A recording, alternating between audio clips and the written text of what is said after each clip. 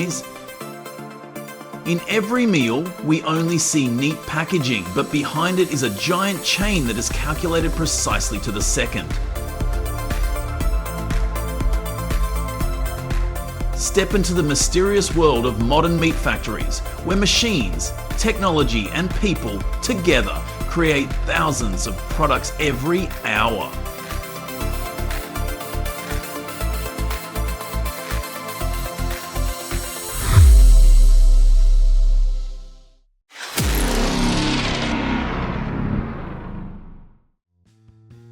For those who haven't written, why is American beef so famous?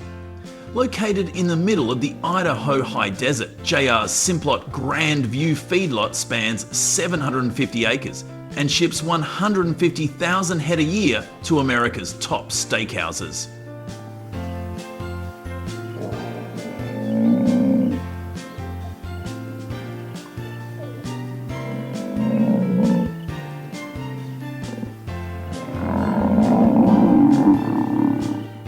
Each week, 3,000 calves arrive, tracked by RFID and fed a precision blended diet that includes potato bar products.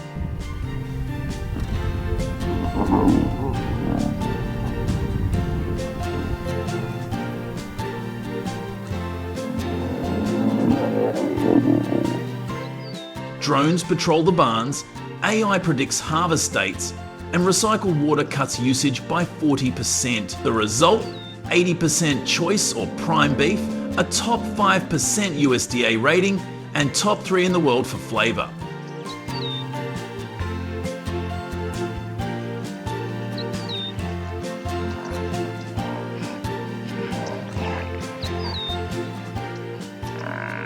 In a country that grills 30 billion pounds of beef a year, Grandview proves scale, technology and flavour can coexist, bringing you the perfect ribeye from pasture to plate in just 150 days.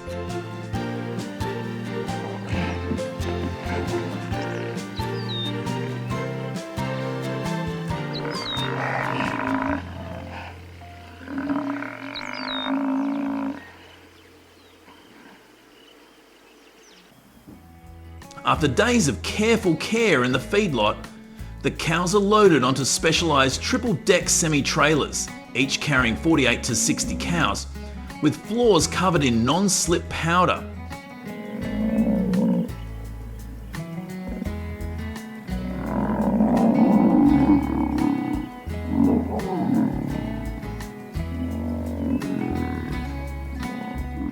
(1,200 CFM fans keeping temperatures at 55 to 65 DFF, and GPS monitoring every mile to ensure that cows arrive at the plant in safe conditions.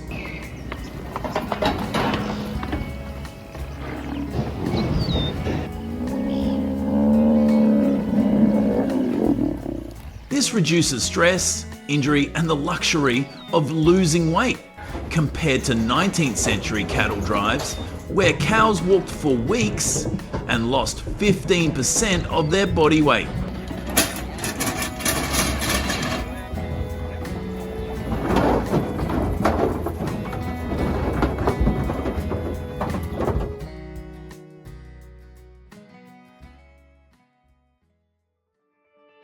Next comes the most important step. How can a processing plant handle up to 6,000 cows a day at a large facility like Tyson Foods in Dakota City, which supplies meat to thousands of Americans?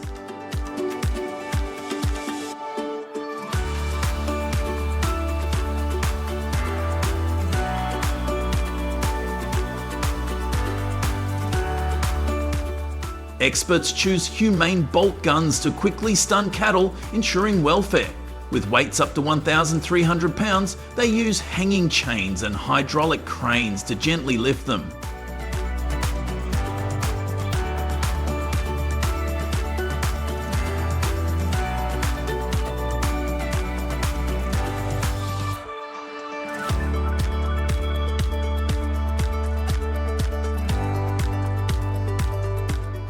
The process takes only a few seconds per cow.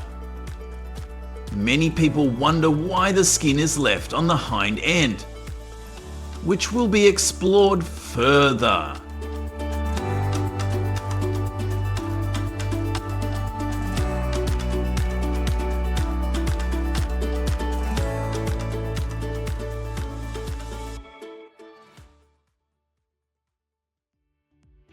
Deeper into the processing plant, in just 8 seconds, a 10 horsepower bandsaw passes by, a 1,300 pound beef carcass splits perfectly in half.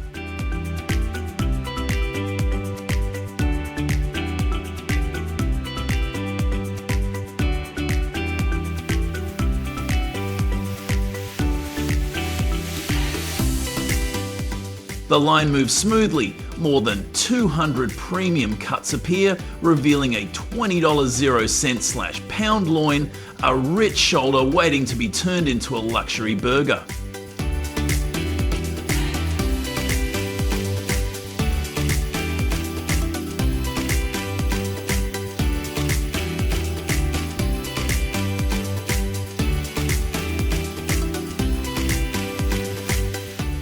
Craftsmen use laser knives to trim each excess fibre. Achieving a 99% yield, the shoulder becomes premium ground meat.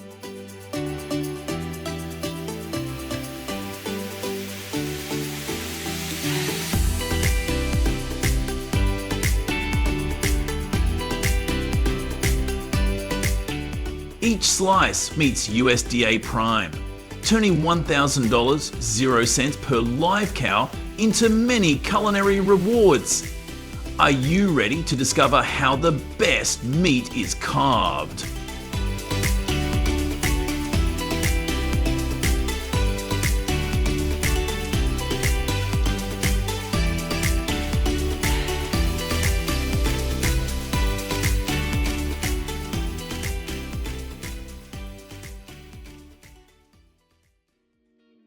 Americans don't just eat beef, they cherish the whole cow, from the liver extracted for vitamin A to the heart used to make sausage.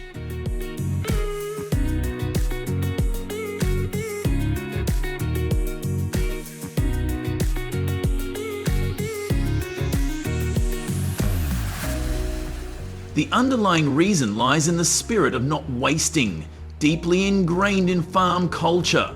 And to throw away a part of it is to betray the worker and the meal itself.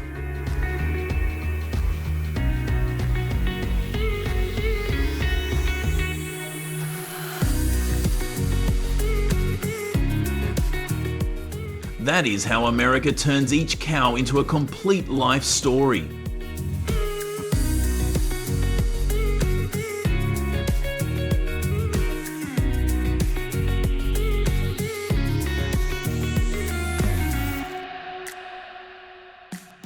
And then the journey ends at the final packaging stage, where the product becomes a prized item on supermarket shelves.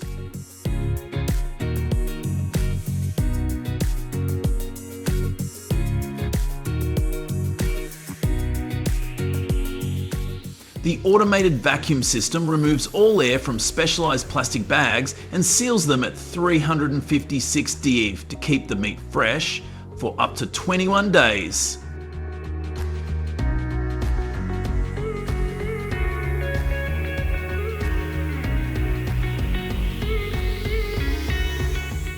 Meanwhile, the carton line system locks each tray of ground meat or tenderloin cuts into recycled plastic containers. Every package is scanned with a QR code for full traceability.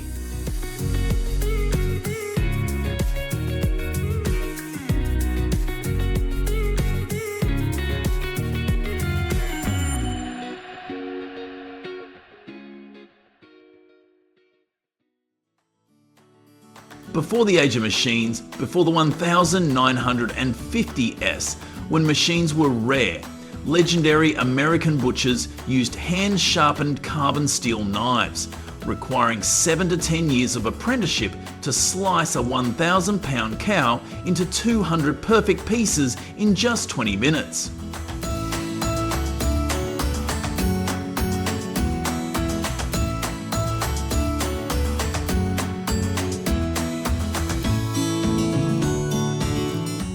That skill created the legend of Chicago steakhouses and Texas brisket.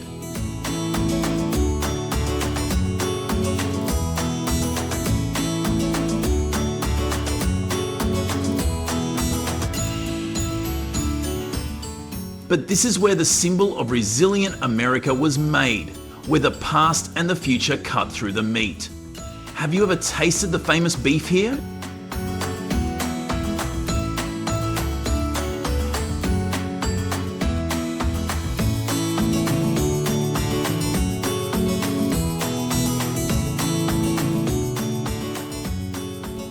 To explain why the cowhide is kept, the processors at the Beatrice factory do not throw them away. Instead, they carefully preserve them to send to tanneries and turn them into high-quality leather.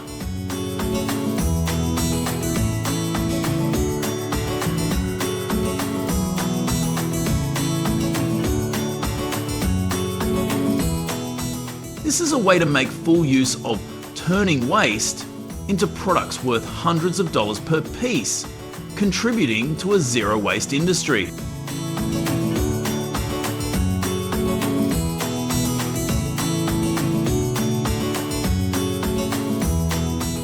And you know, American cowhide is among the top in the world, with the US ranking first in leather production output in 2024, accounting for about 35% of the world, along with Brazil and Turkey.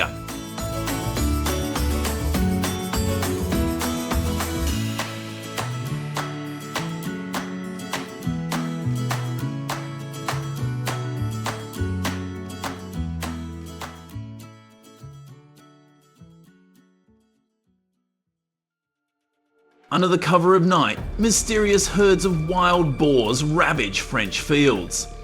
4,000 to 5,000 volt electric fences vibrate violently to stop their destructive steps.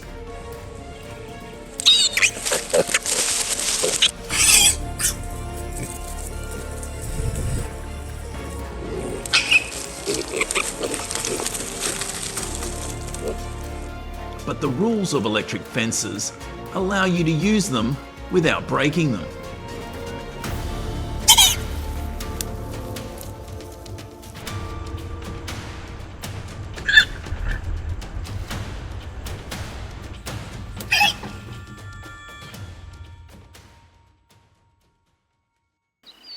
Wagyu cattle are a famous beef breed, but I have a question about the effect of electric current on them.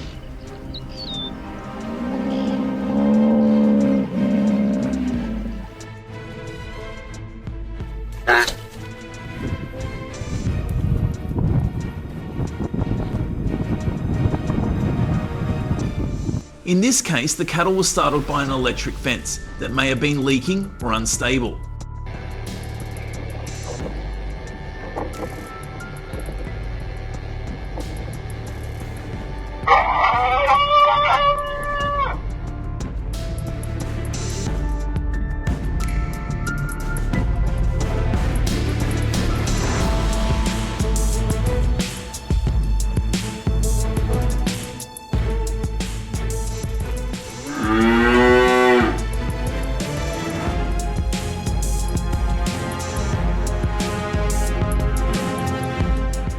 It is known that the stress from the electric shock can affect the quality of Wagyu meat, which depends on the health and relaxation of the cattle.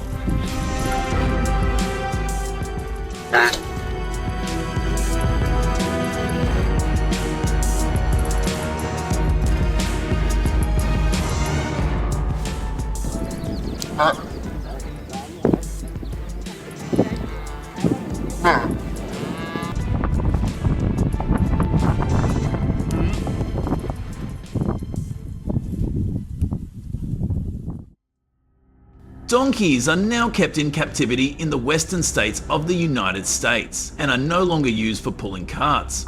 But electric fences have been accidentally damaged when touched.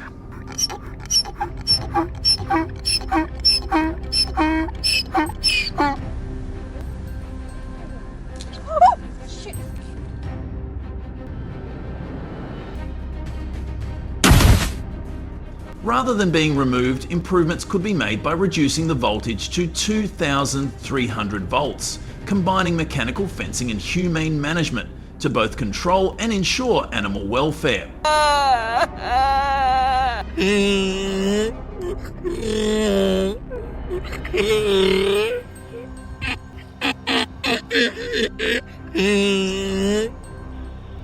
The punishment of a dog by an electric fence unintentionally becomes a lesson for the entire herd of horses, making them more wary of boundaries.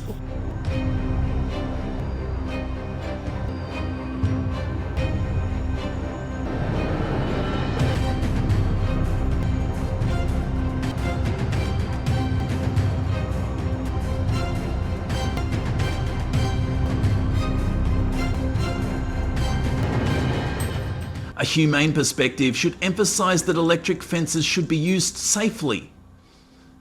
Instead of turning it into a joke, people should see it as a management tool, not a punishment for the joy of this species.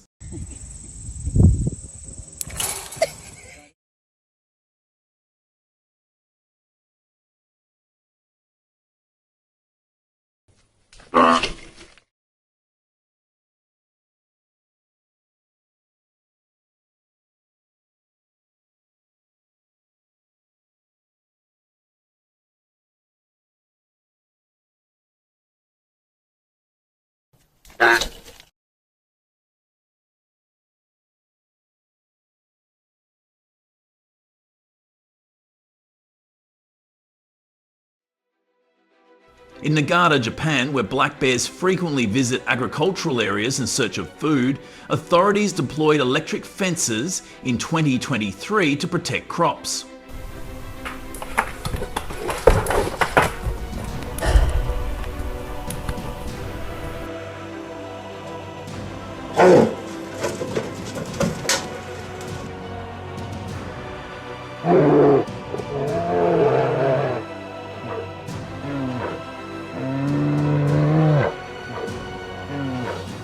However, lack of maintenance has left the fences with only a mild shock, inadvertently putting great pressure on the bears, pushing them into more intense confrontations with humans.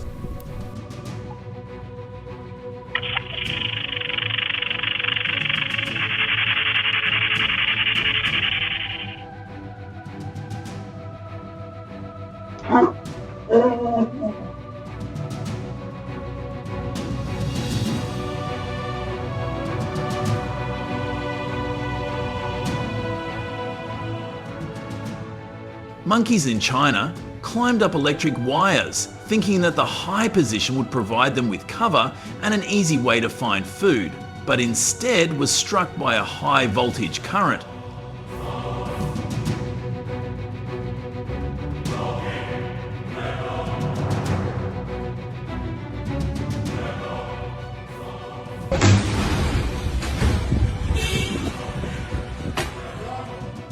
This is not just an accident, but a warning about environmental pollution that puts animals in difficult situations.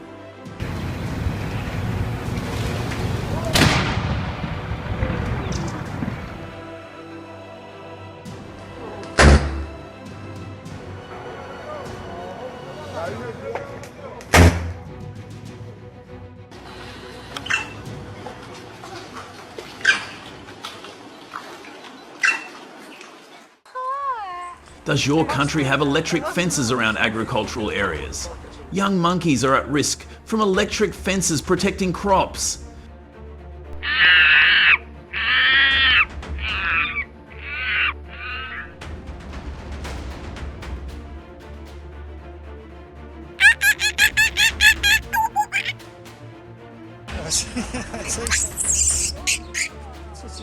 Do managers check them regularly, or do they let them deteriorate?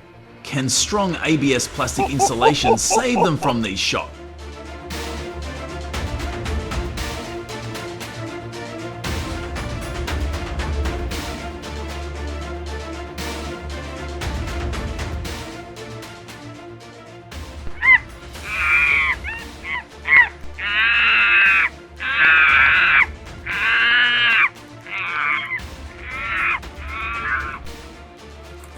As far as I know, horses are agile animals with sharp reflexes, often raised to pull carts or graze.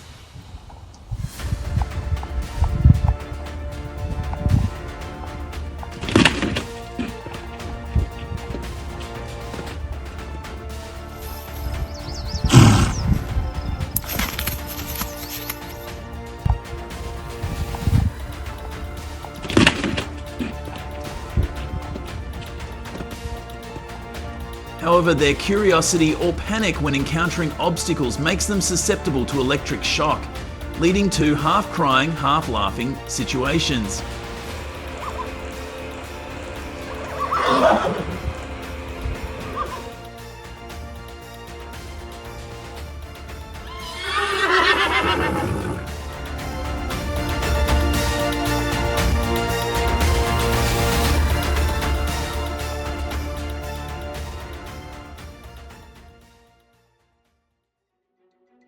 Because they are considered sacred, deer in Nara are strictly protected and no one is allowed to harm them.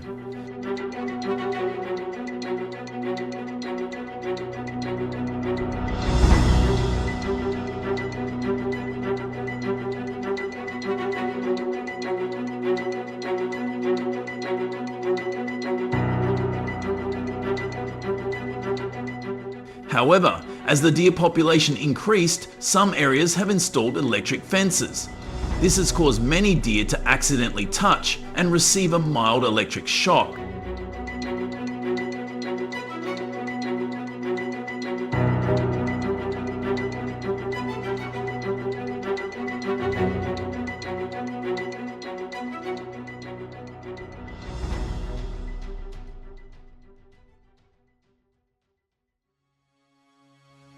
First, are you curious about the name of the baboon? Baboons, also known as rhesus monkeys, originate from Asia. In the US, the state of Florida is home to the largest number of baboons due to individuals escaping from research facilities and experimental camps.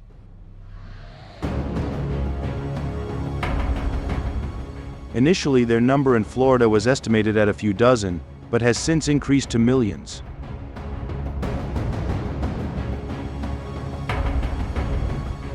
Baboons have thick gray or brown fur with a red mark on the bottom. Their average weight is about 1,725 pounds. They are aggressive animals and can be dangerous by attacking other species in the city, especially when they feel threatened or when stealing food. Their sharp fangs are about an inch long. Baboons breed usually in spring and summer when the weather is warm.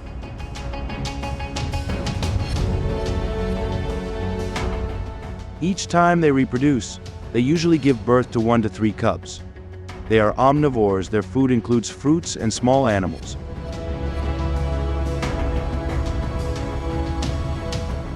They live in large herds. They have a clear hierarchy and follow the leadership of the alpha male.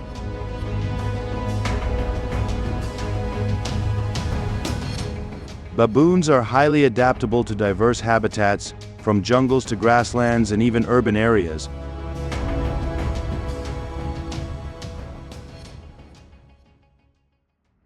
They are attacking the city of Florida, roaming the main roads, causing traffic congestion.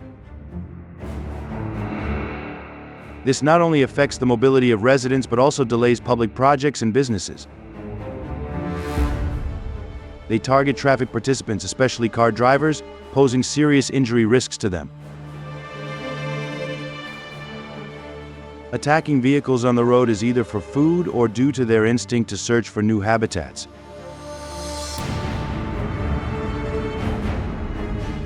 However, the damage doesn't stop there. They boldly live on people's rooftops, damaging infrastructure and personal property. Invading homes to search for food causes significant losses to the local economy.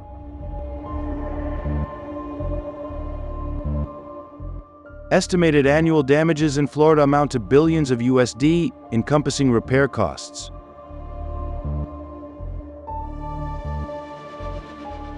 This has sparked unease and worry within the community, negatively impacting people's mental well-being. Moreover, they not only pilfer food from human residences but also ravage food sources throughout the city.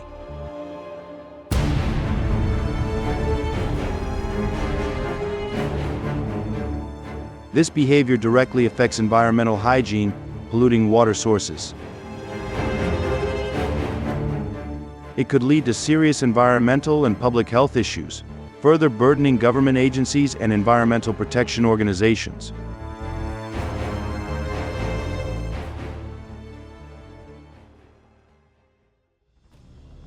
To deal with this aggressive animal, Florida people have deployed hunting activities.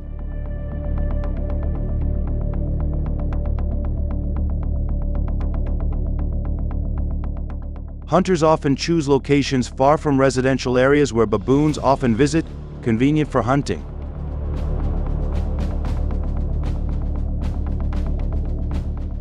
Before starting, local people often prepare large amounts of food such as tomatoes and oranges to attract baboons. Then, the hunter will prepare his bow and arrow. In Florida, hunters often use highly accurate bows and arrows to precisely target their prey.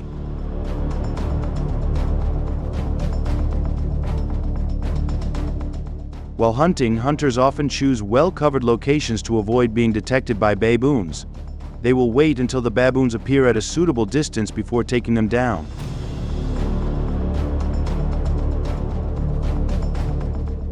The common bow used for baboon hunting is the compound bow, known for its accuracy and powerful shooting ability at distances of 20 to 30 feet.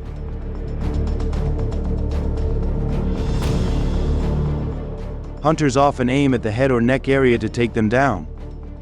Each hunting trip can catch from 4 to 5 baboons, depending on the hunter's skill and weather conditions.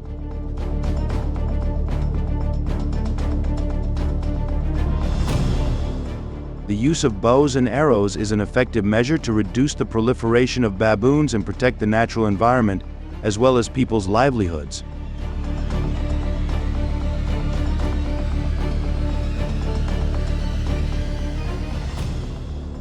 However, the use of pythons must be closely monitored to ensure that it does not adversely affect humans and the surrounding animal species. The issue of monkey invasions in the state of Florida remains a significant concern. Although control measures have been implemented, there are still large areas where they can roam freely and cause problems for the community. To address this issue, there needs to be close cooperation between government agencies, the public, and environmental protection organizations. But I don't support the use of bows and arrows to control baboons. I believe this method is inhumane and harms them.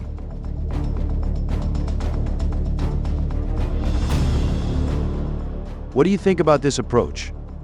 Comment 1 if you also disagree with the use of bows and arrows.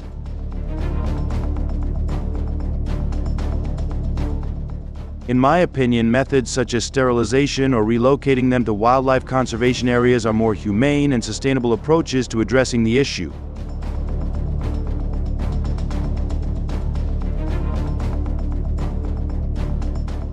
Besides addressing the risk to humans, we also need to consider the existence and rights of animal species, including baboons.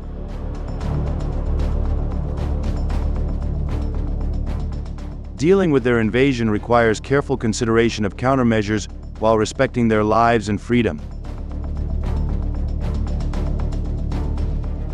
Please comment on number 1 if you find this video interesting. Comment 0 if you like Florida's response to invasive baboons.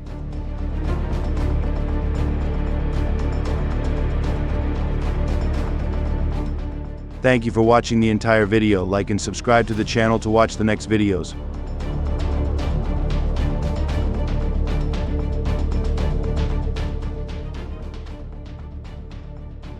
These approaches have been great at stopping the spread of some invasive species.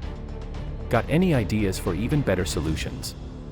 Drop your thoughts in the comments so we can all dive into it together. Thanks for sticking around and watching the whole video. If you liked it, don't forget to like, share, and subscribe to the channel. And hey, be sure to tell your friends about us too so they can check it out.